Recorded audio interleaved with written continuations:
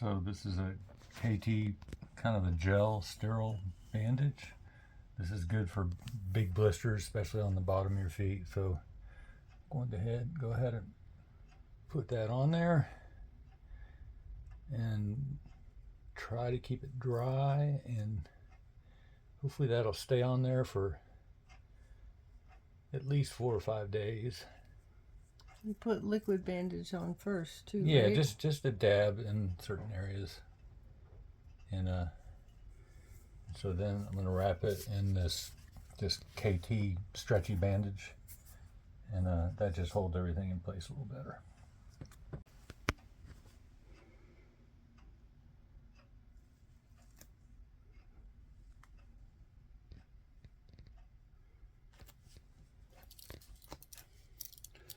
Don't want too much extra.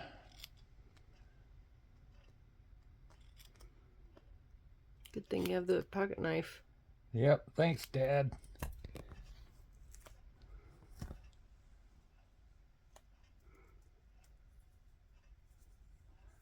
All right, good to go. Gonna try to keep that dry the best I can. Breakfast of Champions. Ready to go? I am ready to go. I love you. Love you. Thanks for coming. Bye. Bye, honey. All right, almost 10 o'clock. Starting at Lake Watauga. I think I'm gonna go about 16 to a shelter.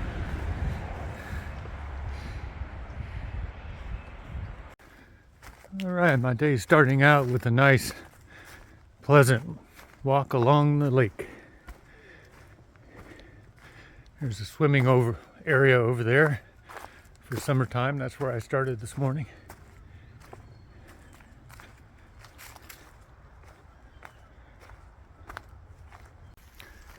I love the emerald green of the water.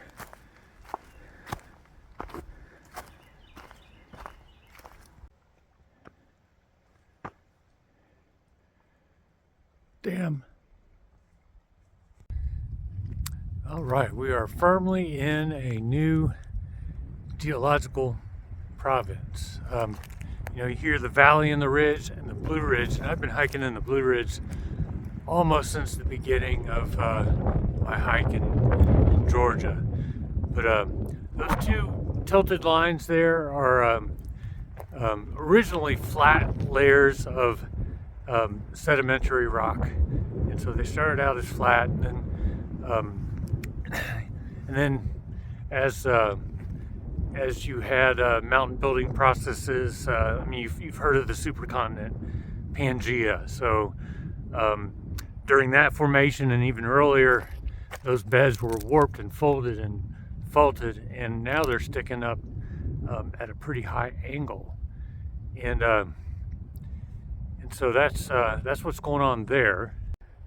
So looking off that way, we're looking into the Blue Ridge. Those rocks are much older. They were formed and deformed during a previous supercontinent formation. So you have the more recent and more popular Pangaea, but long before that, you had continents ramming together to form mostly one big continent on the Earth, and that was called Rodinia. And so so those rocks are of that age. But then, as later when Pangaea formed, they were thrust up from deep within again and deformed again, and with much erosion, and given that they're really hard rocks, they are now at the surface and now form the highest peaks in the area. So that means that somewhere in here, there's a big old thrust fault that formed, and that's how and it's usually more than one fault. It's a system of faults, and that's how you get rock that might have been lower and deeper, thrust up closer to the surface. Got a little snow and ice that fell overnight last night up there at the peaks. Might be hitting some of that later. All right, speaking of faults, it's not often you get to see a fault at the surface, or usually it's under a bunch of trees or buried under rubble. But here, I guess they excavated that hillside for the dam, and I don't know if it shows up on camera, but you can kind of see the layers of rock on one side kind of get curved downward. Also on the left, they get curved downward, and on the right, they kind of get curved upward, and that shows the movement on that particular fault. Speaking of faults, also, you know, we're sitting on top of a dam, but luckily none of these faults are active. You don't want to put a dam in an area of active faulting. There's no powerhouse around here. I don't know for sure. I'm guessing there's some sort of a pipe or conduit that takes it down to some powerhouse somewhere. I'm not too sure about that.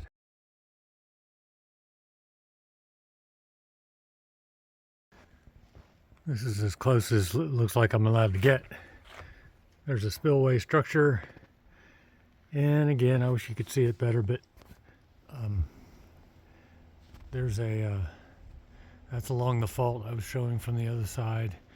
So there's a bunch of kind of really broken up rock in that fault zone, just from ancient movement along that fault. All right, taking a closer look at those tilted beds that I showed from the other side of the dam. So this is started out as a sandstone. It used to be flat, and it was heated deep into the earth, and it's kind of, I guess it's known as a meta sandstone or a quartzite, something like that. But looking back, you can see the same beds that are one continuous bed at one time. And let's see if I can get it here. And of course the gorge came through, the river came through and carved it out. So it would be one planar surface that has been tilted up at a pretty steep angle. All right, enough geeking out with dams and geology. Got to get going.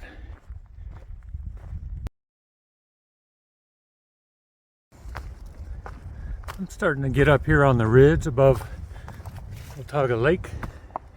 This is a long uphill, but it's pretty merciful. Lots of good switchbacks. So the going's not too slow.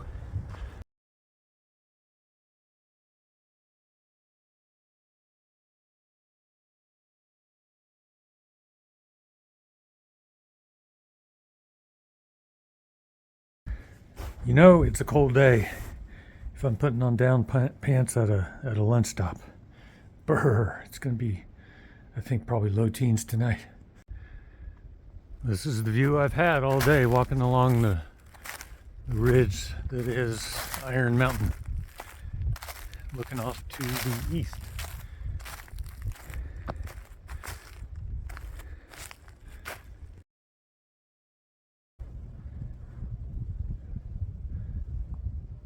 Nice view to the west.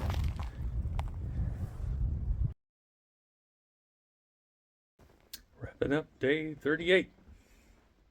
I am here at the Iron Mountain Shelter, and I have eaten dinner, ate 2 dinners, and a big dessert, and all set up here in the shelter. And it wasn't until after I got set up that I started reading some of the comments. Apparently there is a either overly friendly or psycho deer around here, depending on which comments you read. Hopefully the comments are from as late as last November. I don't see any more recent than that, so hopefully that means that this psycho deer has moved on. And I won't be seeing that deer tonight. All right. Everybody have a good night.